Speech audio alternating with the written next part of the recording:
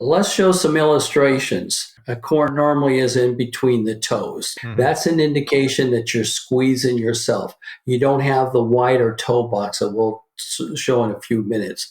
Calluses on the bottom, and especially on the side of your foot, is a double layer that's saying, hey, you're squeezing my foot.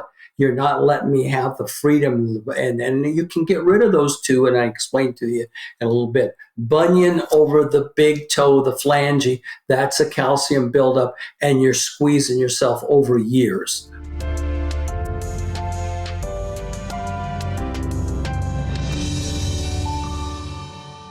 Welcome to another episode of Feel the Difference, where we're going to be talking about foot health and footwear and why those two need to come together in order to have a happy, healthy foot.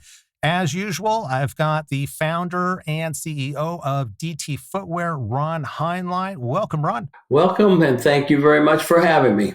Yeah, definitely. Well, this is your show, as I've said before. So we are definitely excited to have you. By the way, if I didn't mention it, my name is Ryan Perry. I am the host here. Today, we're going to talk kind of a generic, and then we'll get a little bit more focused. But there seems to be a real misconception about foot widths and foot problems, and that a lot of people don't realize that a lot of the common foot problems they're experiencing could be potentially solved just by going to a wider shoe. So I'd like to kind of just talk broadly, why is that? And then we'll maybe get into some more specifics. Let's show some illustrations. A corn normally is in between the toes. That's an indication that you're squeezing yourself. You don't have the wider toe box that we'll show in a few minutes. Calluses on the bottom, and especially on the side of your foot, is a double layer that's saying, hey, you're squeezing my foot. You're not letting me have the freedom, and you can get rid of those two, and I explained to you in a little bit. Bunion over the big toe, the phalange, that's a calcium buildup, and you're squeezing yourself over years, and that bunion can keep growing. Those are things that can be corrected by width or a proper shoe, not a conventional shoe, but a therapeutic orthopedic shoe that has the depth, and that means a toe box. Like you see here, a raised toe box is higher, a fuller toe box is higher. Those are instances of needing it. When you get into plantar fasciitis, you get into Morton's, you get into gout, you get into gout, and you get into arthritis, arthritis and diabetes and neuropathy. That's normally you need a foundation from that point. And as I said before, if the top of your foot hurts, you got an ill-fitting shoe. If the bottom of your foot hurts, you don't have support. Well, plantar, Morton, arthritis, gout, diabetes is controlled by the insert. And we're one of the few companies in the world that provides 1 to 3 sets of inserts that are plastisode that raises the temperature up 2%, that generates the circulation, and it's very important. So those are the keys that why foot conditions need wider widths. Okay, so when we talk about wider widths, the other thing I think a lot of people aren't aware of or don't consider, because it happens so slowly, is the fact that your feet will naturally widen as we age. And so, it's one of those things where it's like, I don't really need to go at the larger pant size. Maybe I should, because it gets uncomfortable, right? So imagine never changing your pant size, even though the belly gets a little bit wider. We're essentially doing that to our foot, but it's aching, and we just allow it to ache for some reason. We don't look for a solution. And people don't realize there is 6Es out there. There is 9Es. There is 10Es. There is 14E widths. There's 7Es for men and for women. And again, I use this on the phone a lot. I used to wear a size 30 pant. Well, I'm no 30 pant now, but I'm not going to tell you what, but I'm actually losing weight because I just got declared as a diabetic. And I want to get my weight down to do that. But yes, and in our feet's the only part of our body that takes 100% of our weight. And as you keep stepping on your feet and walking on your feet and on your feet expand. I played when I was playing in high school as an 8.5, maybe to a 9. Now at the age of 76, I'm a size 10 shoe. I'm smart enough to graduate and grow. I got guys, oh, I'm an 8.5. I'm an 8.5. And it's amazing. Men still say that. Women, sometimes, but but the wisdom is if your feet are hurting on the top, you just got a terrible fitting shoe.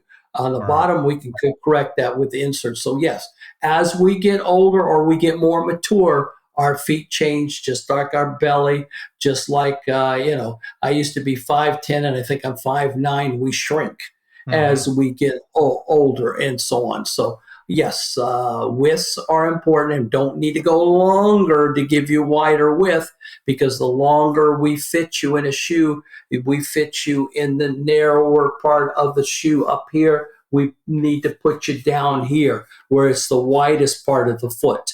And that could be a major hindrance because most stores don't have 6Cs or any wider. So, okay, no problem. You're a 12, I'll put you in a 14 or a 13. Right. Well, we're doing it just as much trouble. We're pinching you. We're putting you in a vice. It's essentially because you're elongating the shoe. That means the skinny midsection of the shoe is being elongated. Right. But if you have a wider foot, that skinny midsection, you're actually pushing that into the widest part of the foot, which is you're doubling down on the problem at that point. Your problem, you're double. Yes, very much so. Very much. Yeah. Very true. Okay. So it sounds like I'm assuming calluses would be kind of an early indication. You kind of mentioned on the side, that's going to be an indication that there is, your foot is needing to protect itself. And therefore it's starting to put that buffer up, which is actually making your foot wider also. And then would a bunion or a bunionette be kind of phase 2 then? Well, bunionette takes a longer time. That's additional. And people, I used to, when I was a designer for a well-known fashion line, we used to use a Brazilian lash, a shorter lash and stuff, and we caused a lot of problem. Our shoes were very well known, but we had a problem because they were shorter and so on, and that was squeezing spike heels or real tapered toes, and there's different. So you got to put a lot more pressure on the foot for a bunion to occur, it sounds like. Right. Okay. And it takes over the time, and it can grow if it isn't corrected, and it can grow. And like I tell people, we're not going to cure a bunion. We can cure corns and calluses. We can't cure diabetes. We can't cure neuropathy, but we want to prevent it not to progress any farther in your foot. Right. And offload. And in order to do that, offload. Yeah, in order to do that, you need to put it in a wider width shoe to give it the room so that the foot is no longer responding to the pressure, and then the body can actually relax. And give you a calluses example, something I say to a lot of people. You can put Vaseline over the callus and wear it at night, put a sock on it because it'll go all over the place, and let it soften. But if that pressure is still there, if you still got that pressure in that spot, that callus will reoccur. It's just like having a podiatrist shave it off. What's going to come back if you don't cure or don't relieve or offload that area? And that's what we're doing. So I said, let's offload it, then we'll get rid of it. Same thing with a corn. You can put some Vaseline in there and let it soften. You want to when the skin hardens, it doesn't heal. When it softens, it's more supple, and it will heal, and it will. Those two areas can be corrected by that, but you got to relieve the problem or cure the problem first. Right. So big question is then, if people are going to buy shoes online, especially online, is how do we determine what size and what width of shoe you should be ordering? If it's a shoe that you've never worn before and not used to a therapeutic orthopedic, I always tell people, I'm sorry to make you do one extra step, but we have used this for 50 some years. I owned a medical company that did a tremendous business in the footwear with diabetics. We worked with edema. We worked with AFOs, braces, Arizona. We worked with everything. And we had 95% satisfaction in our thing. And the amount of customers we saw, not in the first 5 years, but 20 some years, is astronomical, just totally astronomical. But the thing is that We've got to be able to go and know your size. Well, we've come up with a soft tape measure. If you go 3/4 of the way down on the website, you'll see a soft tape measure. Right above that is a red bar that says more information on the proper sizing technique. Click on that, and in turn, you'll see the video. Follow the video, watch a video. We redid the video to make it as easy as possible with Ryan's help and everything else from that point, and fill out a form that's there. And that form says left, right. If you got swelling, you got brace, you fill everything out. So you're essentially asking people to measure the key parts of their foot that will determine what width and what length of shoe you should be wearing. And by filling in that form, just click the send button down below. It gets sent to the corporate office. And then I'm assuming somebody, will they call, email, and reply? We'll email you back. Okay. We'll tell you the length, width that you need. If you put down what styles, we'll kind of help you in the styles, but we want to make sure that we've got you the proper width, the proper length. That's the two important. And if we see instep measurements, circumference, ankle circumference, you're telling me you have swelling, that's a determining factor in the width, and not the length as much as the width. And that can convert you into a different, all those things are intelligent, and we've been doing it for 50 some years. So we're pretty good at this. And we're usually about 95% spot on, not always. And so, and then from there we can help and, help you with your circumstances. All right. Very good. That's good to know. For people that are interested in learning more, feel free to check out dtfootwear.com. If you would like to get a hold of Ron, he will answer phone calls. All you got to do, again, go to the website, go to the contact page.